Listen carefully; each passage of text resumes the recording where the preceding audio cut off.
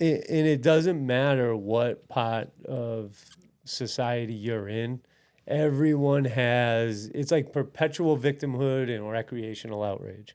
Like everyone's upset about something and constantly kind of benefiting off that victimhood in a weird way, but it's a terrible mindset to have if you're in business. Like you don't see a lot Doesn't of work in business. entrepreneurs with that attitude. Yeah. You know, when you're bidding for, oh, I didn't get it because of this, and this. Like no one wants to That's to do cancer. business. Cancer. It Literally is. cancer. When you start talking like that, the second I hear that language, I'm like, you're not going to make it like that. You're not going to make it. No, you don't even want them on your working for you.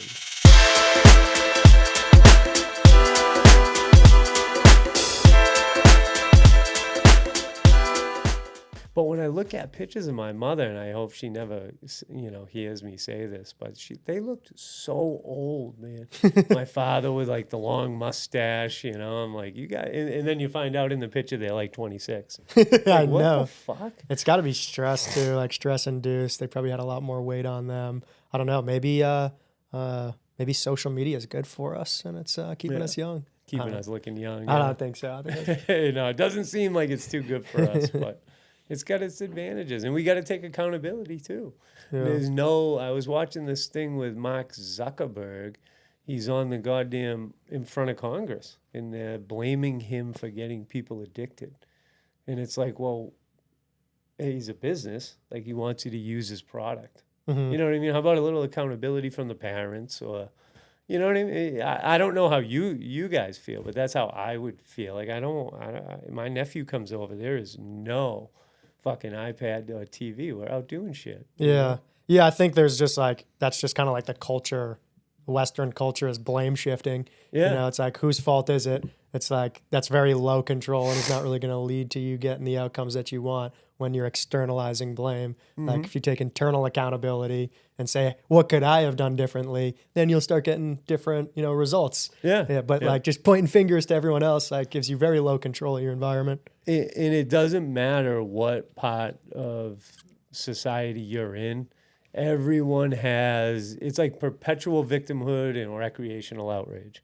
Like everyone's upset about something and constantly kind of benefiting off that victimhood in a weird way, but it's a terrible mindset to have if you're in business. Like you don't see a lot of entrepreneurs with that attitude. Yeah. When you're bidding for, oh, I didn't get it because of this, and this. Like no one wants to do cancer. Business. Cancer. Literally cancer. When you start talking like that, the second I hear that language, I'm like, you're not going to make it like that. You're not going to make it. No, you don't even want them on you working for you. Yeah, you don't absolutely. Want the victim working for you, Because what happens is then that victim needs to get reassurance for their confirm their negative reality that they're having. So they start going to others on your team and loathing with them. And then you start seeing the clubs forming, within the company. Like, is there a club here? We got the victim club. That's so true, dude. And it spreads like a cancer. Yeah, very quick. Yeah. I think I've gotten, and I'm sure you have this too, you get a sixth sense for it. I can smell it when there's a cancer within the company or when there's a negative mindset. You can feel that energy shift because your company almost becomes like an appendage of you. Mm-hmm. So you can feel that energy shift very quickly. When something changes with your workforce or something even changes in the market, you develop this intuition for it. So I can smell it when I talk to someone in the company and I'm like, there's something different today. Yep. Where's this coming from? And then you come to find true. it's the new employee that's being a crybaby about and I'm empathetic to those people, but what they don't realize a lot of times is that mindset is the reason why they're not getting the outcomes that they want. It's not my fault. Yep. It's not the company's fault. It's not the world's fault. It's maybe it is, but you're not going to get any different outcome if you keep thinking that way. No, you have to see it differently. Yeah. And they're going to go to the next job or start their next business or whatever the fuck they do. And the pattern keeps happening. Exactly, dude. It's so true. And my biggest mistake that I made in business was trying to fix it, sniff it out, and then I'm trying to fix it. It is impossible to put that back in the box when it goes in that direction. Yeah. So once you have that one member of your team especially if they're an important, integral member of what you have going on. Once it goes south and they have that what is it, contempt for you, or Yeah.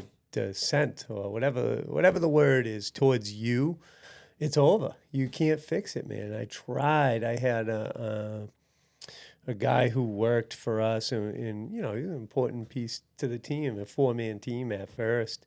I bent over backwards to fix it, and couldn't. And even when he left and ended up suing us, which was, a frivolous little lawsuit about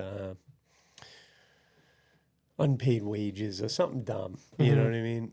And it was like there was just no fixing it. And I had handed him, thousands in cash and upped his pay. And then I knew I needed to get him out of the office and away from the team. And I was getting ready to just be like, hey, listen, go home. I'm going to pay you. When you do work, we'll pay you for the work you do at home. And before I could even do that, he quit, left, and sued. Well, that's the best thing that can happen when they leave on their own accord. Exactly. It was the best way, but I did not want it to end that way. Yeah, it's like once that human nature starts showing, and like it's deeper than any amount of money is going to solve. Exactly. It's like it's that contempt. It's like an ego. It's an envy, and it's like you can give them an extra $1,000. You can give them an extra $10,000. That mindset doesn't stop until they have your entire business. They want everything. Yeah. They might say, "Oh, I should be getting a little bit more," but it's because their mindset, that envy that they have, they want what you have. Yeah. All of it. It doesn't stop. It's like, and so that's why it's like so important to recognize that quickly. And like, I think that we all kind of have that human nature a little bit deep down, where you have those biases where you think that like I'm doing the most work in this relationship, and all of that is just like it just contaminates the spirit of the deal. Yep. And you have to be like kind of hyper conscious and self-aware to realize when that's happening and say like this is counterproductive, and not let that interfere with the partnership. But finding people that have that self-awareness and are conscious of that and can suppress that for the overarching deal instead of serving their like short-term like or like reassuring themselves is very difficult to find. It's like, in my opinion, I love the saying like hire slow, fire fast. Yep. Yeah. And it's true. And it took me all the way up until that scenario I had just shared with you to realize that, now it's, you come in and I can assess really, really quick if you're going to work or not.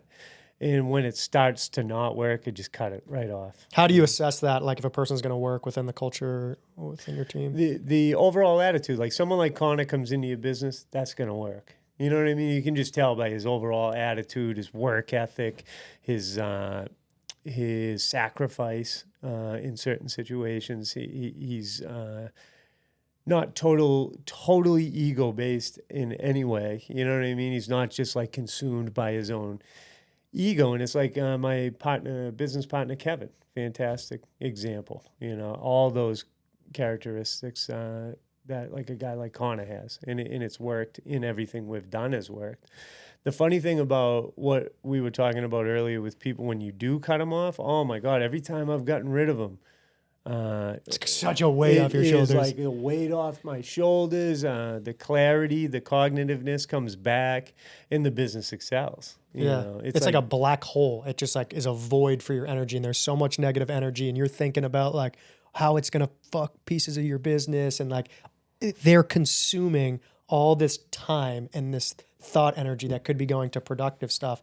And it's the compassion, like you're probably a compassionate person, so you want to help them, you want to drag them along, and then it ends up like how I've been able to justify not holding those people on because I am compassionate and I want to help them out. Someone said to me, like, when you're putting energy into these people that don't deserve it, you are depriving the rest of your team who does deserve it of that energy. So I looked at that and I'm like, it is really a bad thing. Like, like these people are depriving all of these other people that do, really deserve it of positive energy. So it's a disservice to everyone else to keep them around. It truly is, yeah. You're doing them a favor in a sense too. If they're rotting away in your business, not only is it hurting you, it's hurting them. Yeah. And once you get rid of them, they can sort it out elsewhere, but they rarely do. If you check back in with them, I mean, I don't know, what do they do that into their 50s and 60s? Some people, they live their whole lives in that negative spiral. And you can't, it's amazing to me, but you cannot live that way, But every time I've removed them from the business, it's been amazing to see liberating. The business. Yeah. It's like the best feeling in the world. Yeah. It's awesome. It was amazing. Especially when the case was settled too, because that costs money and you're just like, whatever, just go. Yeah, it's brutal.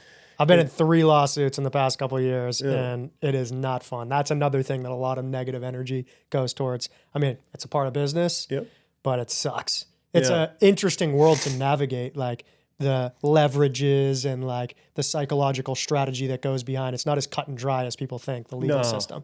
Like there's so much that goes on before that actual trial happens. 99% of these cases settle out before it even reaches the trial. So like really people put so much emphasis on that like trial law, but it's really that like before 2-year psychology that happens beforehand where like the chess game happens. You're like whittling each other down and positioning and and it's funny, 99% do not even make it to the courtroom. And it's really designed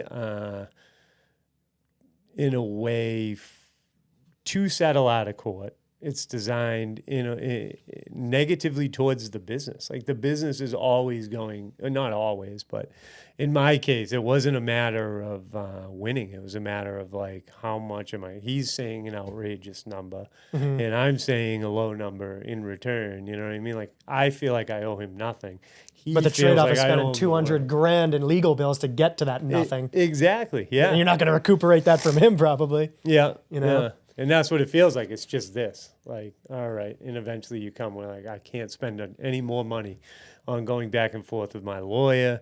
I'll just give him the $40,000. See you later. You know what I mean? That ends up how it ended. And that's how a lot of people don't realize either. It's not like you versus your adversary. It's like a 3-way game of like you, the adversary, and the attorneys who are playing their own game. Yeah. And like they're, serving their own self-interest. So there's like a big psychology game with your own attorneys, like how you speak to them, so that they're negotiating properly on the other side, because you don't know what's going on behind closed doors with your attorney and their attorney. They're striking deals like, hey, they're talking like $300,000 they're willing to settle out for. So why don't we rip attorney's fees from them for the next year and a half if they've got that kind of money? Isn't that crazy? It's nuts. A lot of in the average person doesn't even know that part exists. Yeah. That part exists. Like that part is a real thing.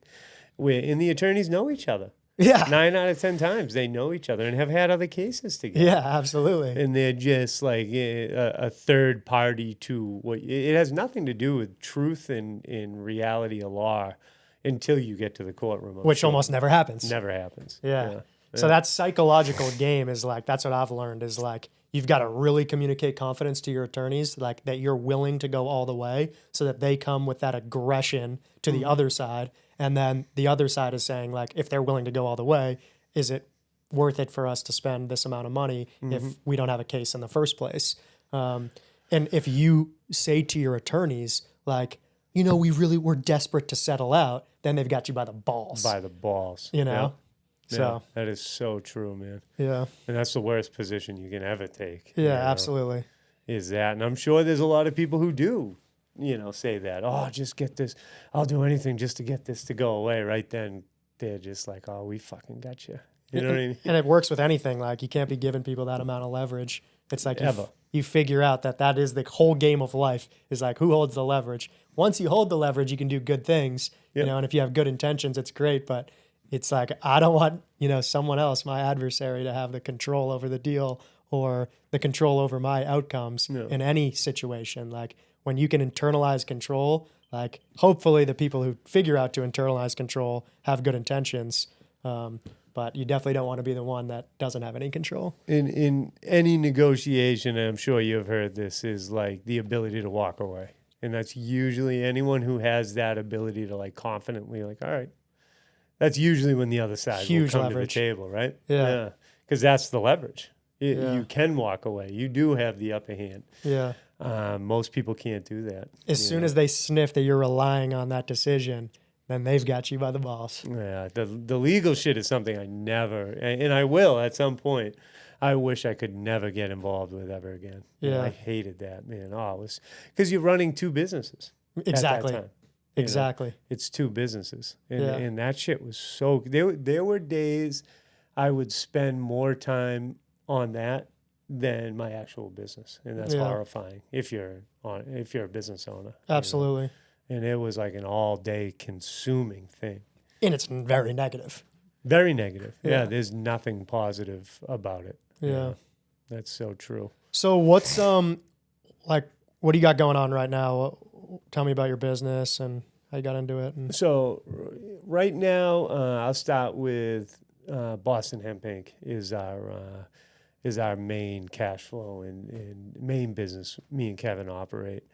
As you know, it's all like hemp products. We have a lot of THC products now too, as the THC is extracted from hemp, not actual cannabis, although they're one and the same, you know what I mean? So it's kind of a legal loophole for people to get low milligram THC products without having to go to the dispensary, for instance, you know. We started in 2018 when the Farm Bill was passed, the original 2018 Farm Bill. And we have been off to the races ever since. I mean, it took our second year, we hit 1 million. wow. Yep. And then since then, we've compounded on that, grown our distribution network, and it's been awesome, man. People love having an all natural alternative, you know, now more than ever I read a statistic, 7 out of 10 people are on some sort of pharmaceutical, you know. And now more than ever, they're looking for natural alternatives. You can see it. Like, I even go to my father's house, and he's drinking that mushroom coffee. You ever seen that stuff? He's a Boston guy. Bulletproof or whatever? No, or mud water? Not mud water, not bulletproof. Man, I wish I could think of it because he started in Boston. Really? Yeah, and he's absolutely killed it. My father had 4 or 5 bags delivered to the house last week when I was there. Yeah, wow. He absolutely loves it. And it's nice to see that people are kind of going in that direction where they will go in the all-natural direction, you know, because pharmaceuticals are horrible, and I think people are more aware of that now than ever. Yeah. What have you seen to be some like good alternatives that have come from the hemp culture that can be utilized in replacement for something maybe artificial? A good example would be anxiety meds, for instance. Like a lot of people will use CBD and low-dose THC for their daily anxiety, whether it be actual anxiety or social anxiety or whatever it is, as opposed to using Xanax, you know. And I think that's awesome. I mean, we have thousands of people who rely on our product. There's some people with schizophrenia, you know what I mean? That's another thing where I don't know if that's a good thing. I think you should probably consult with your doctor. But they'll call up and they are relying on it, you know, like fanatics towards it. Yeah. And I think it's good to see. And it may not even be for the schizophrenia. Maybe it's just to quell that anxiety while they go through whatever they're going through. You know what I mean? Yeah.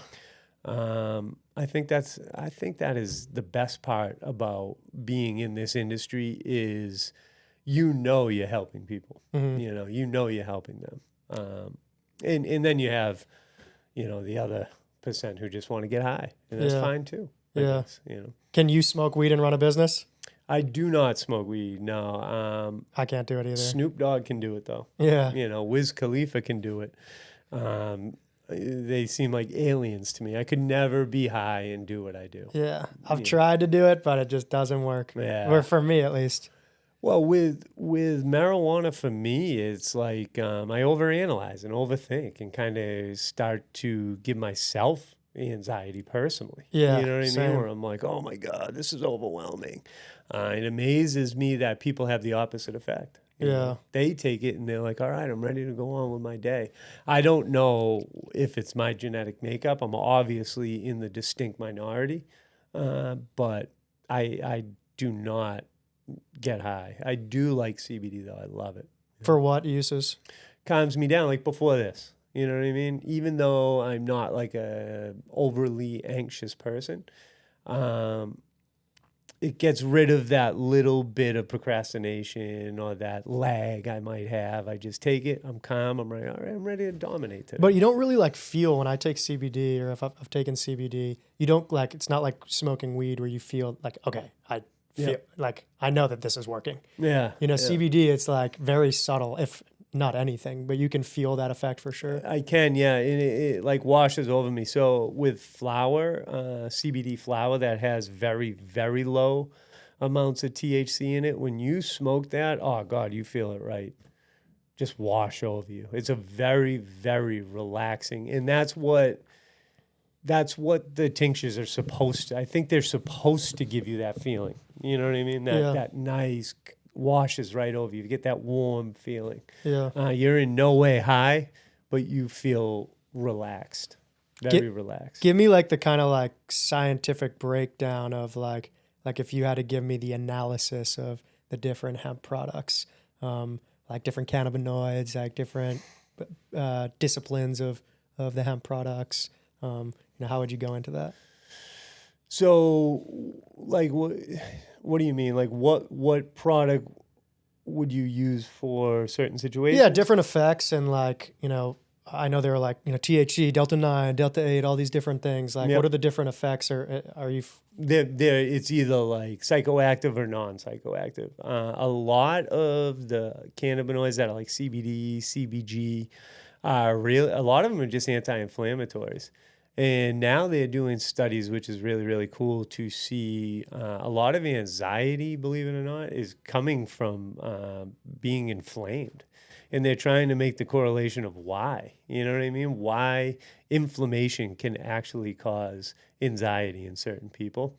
What I think is cool is that CBD is like, I think Texas University did a study where it was like 20 times the anti-inflammatory of Advil without the stomach issues, which is awesome. So your body recognizes it's naturally, it's not ripping through your lining, and it's giving you the anti-inflammatory properties of Advil times 10 or 20. Very interesting. I mean? Isn't that cool? That is really cool. And I wish more people knew about it, and I wish it was sold like we sell it. We were putting it in, you know how you go to the corner stores and you see the opened box and you can grab the 2-pack of Tylenol? Yeah. You should be able to go in and buy the 2-pack of CBD. You know what I mean? Why can't you? Is it illegal or? No, it isn't. It's just never caught on. It was never as popular through distribution as it should be. I think probably price point. It's hard to compete with how cheap someone like Tylenol can get their stuff on the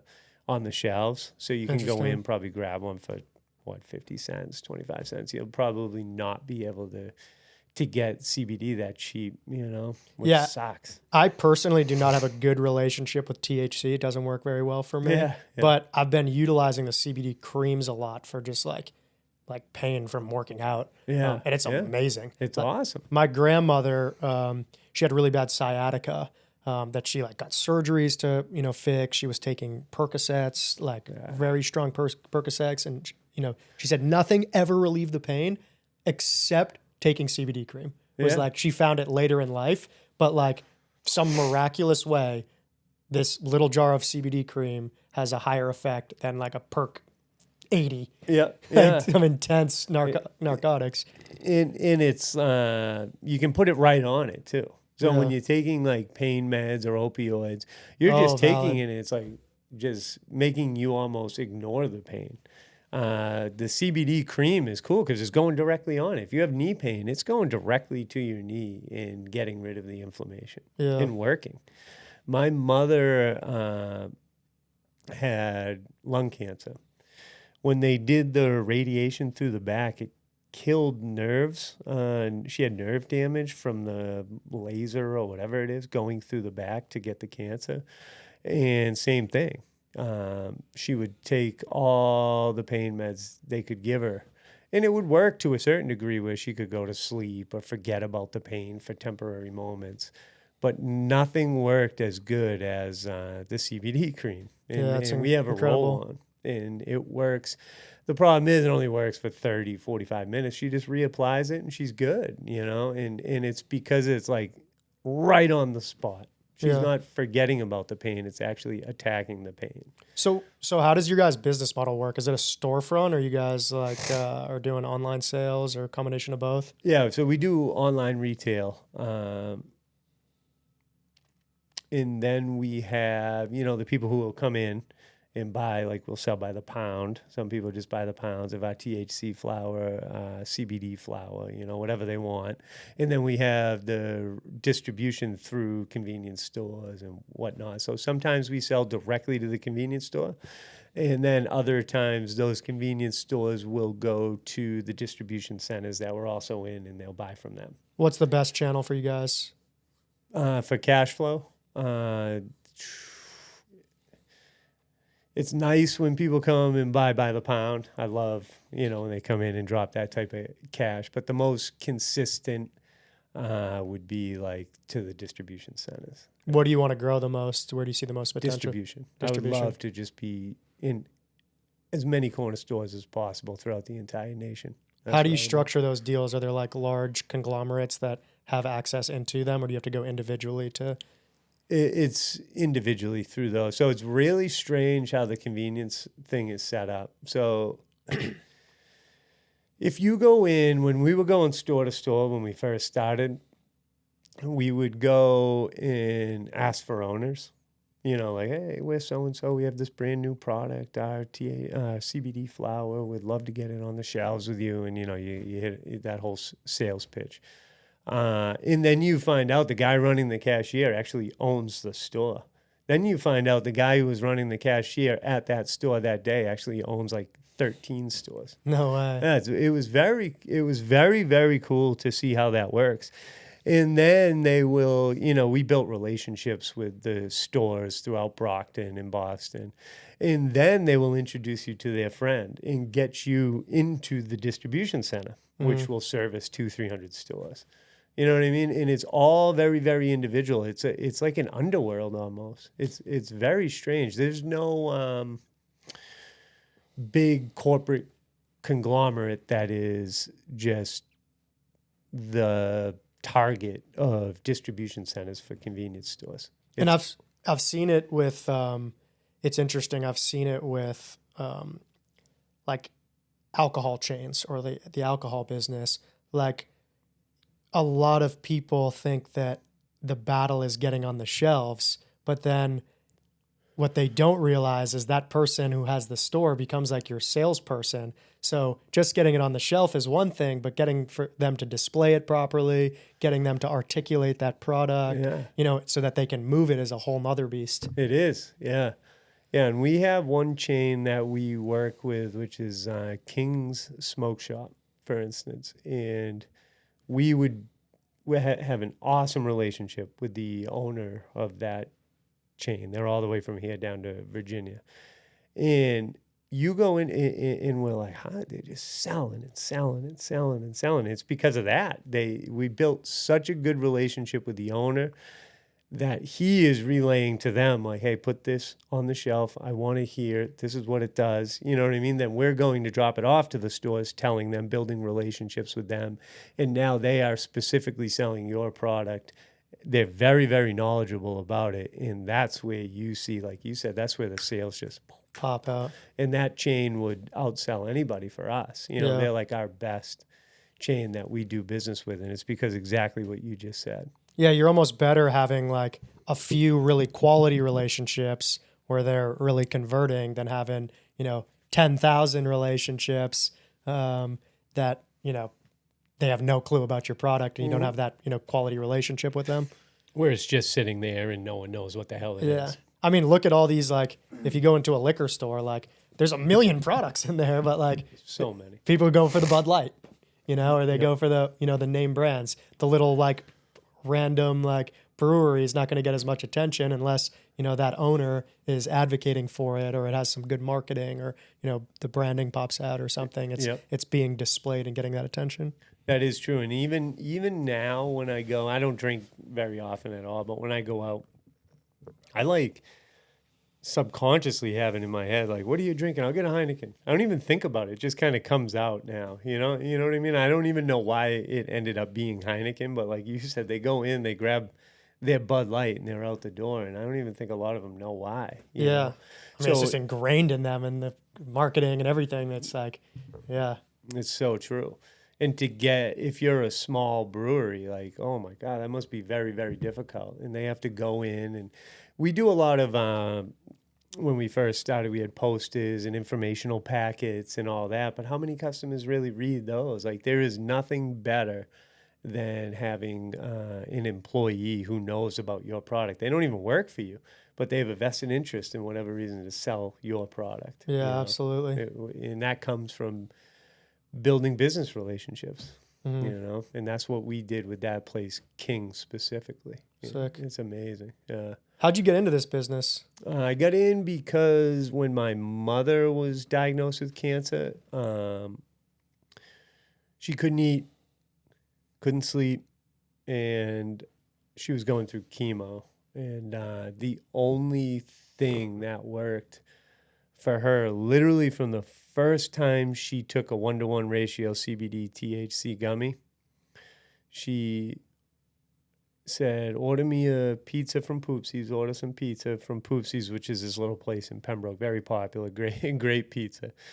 And I went, picked it up, brought it back, she ate it, a whole little bar pizza to herself, you know, and then fell asleep for like 4 hours.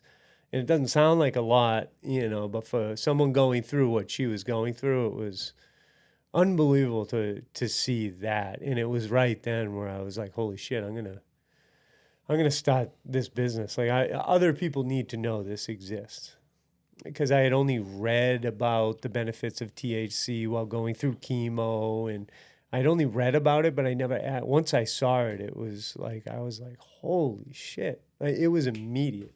The first time she ever took it, and she has not stopped since. And she's in remission now, but she's still utilizing all those products. She loves them, loves them. And it was hard to get her to even take that first dose. You know how it was they bit into the propaganda for so long. Yeah. It was like very, very difficult to get her to experiment, so to speak. And when she did, there was no turning back. It was amazing to watch. Wow, that's awesome. So how did you go from this like inspiration and seeing that there was a need to like actualizing it into an actual business? Right from there, within a week, I had, started the filing and then buying the products. What was it like navigating that regulatory landscape? Very difficult. Yeah, it was. Had you had business experience before that? I had owned a smoothie bar before that. Okay. So yeah, I had my own business.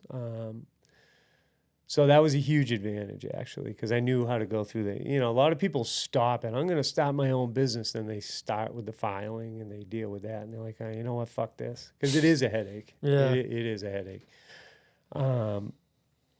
They didn't know how to regulate it at first. So it was hard going in with a whole display rack of stuff that looked like marijuana that didn't get you high and getting them to put it on the shelves. What I did is I got liability insurance and took all the liability off the store owner, showed him the insurance, reassured them there was no, very trace amounts of THC in the product. No one's going to get high. And when we first started in Brockton, we were just putting it on shelves for free, and then we'd come back, check in on it. And it was like we were blessed because 75% of those stores were just selling like immediately. A lot of people had told me, oh, no one's going to want to smoke something that doesn't get them high. Who the fuck's going to smoke that? And I'm thinking in my head, like, cigarettes is like a multi-billion-dollar business. Like, why wouldn't someone, know?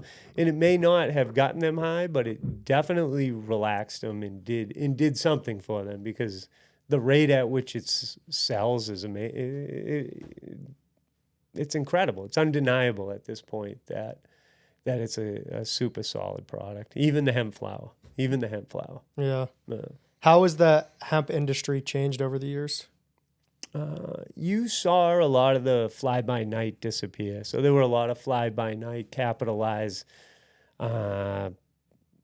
businesses that didn't necessarily go about things the right way. You know what I mean? They just kind of set up shop, sold however much they could, and then got out. They weren't testing their products. They weren't insuring their products. So right now is probably the ones who started when we started. We were one of probably the first 5. The ones who are still there and still surviving, like Charlotte's Web or Cornbread Hemp, you got the best of the best now. And then the state caught up with regulation in a way too. So it's way safer. It's way less fly-by-night, black market type. It's more corporate in a sense. You know what I mean? Where are you guys sourcing your products from? So we have the ability we grow our hemp in Vermont. So Vermont would be where the majority of our CBD and indoors hemp comes from. No, all outdoors, 6,000, really? Yeah. Is that the industry standard? Most people do it outdoors? For hemp? Yeah. Yes, definitely. Gotcha. Definitely. And Vermont has the climate for it? Vermont's great, yeah. Vermont has some of the best growers in the country. The climate is nowhere near as good as, like, if you were growing marijuana, not the best climate, but a lot of it's for extraction and CBD and oil and cream. So it doesn't matter what the actual flower looks like.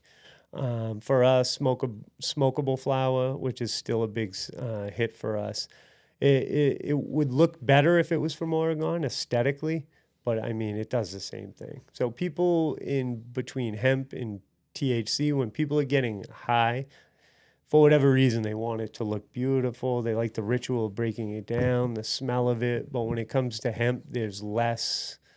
They're less neurotic about it. They just kind of, oh, that looks good. I'll roll it up and smoke it, and I feel calm. You know what I mean? Are hemp and marijuana 2 completely different plants, or is it like the male and female version of the plant? Or no, the same thing.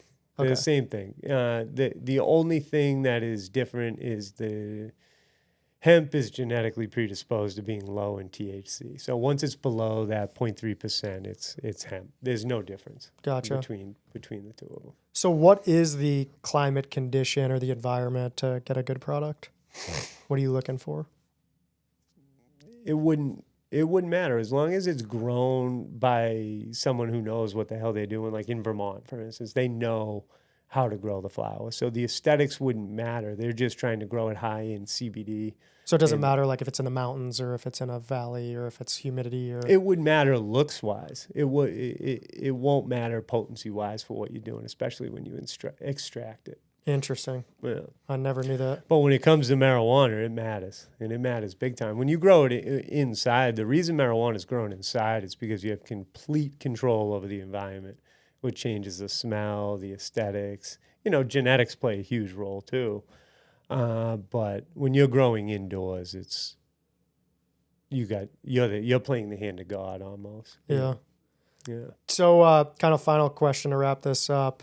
What is one thing that you have learned through your journey that you wish you knew before? I'm going to go back to what we started with. I don't know if he ended up getting that on tape, but what we started with is cut the cancer off. You know what I mean? That was the biggest thing I learned in business was when you see that start to metastasize, cut it, get rid of it, and move forward. And Awesome. That's the number one thing I learned. And I think you've learned it as well. Yeah, that's great advice. If people want to inquire with you or want to utilize your products or find your company, where can they find it? BostonHemp.com. You can go right to our website. We're at 90 Rockland Street in Hanover, Mass. You can come by, talk to us anytime. We have all products in-house as well, so you can even buy a product off us there. And you can see us in over 10,000 convenience stores nationwide. Fantastic. Well, I appreciate you coming on. It was awesome. You know it, Jack. Thank you very much, Yep, man. absolutely. I appreciate you guys.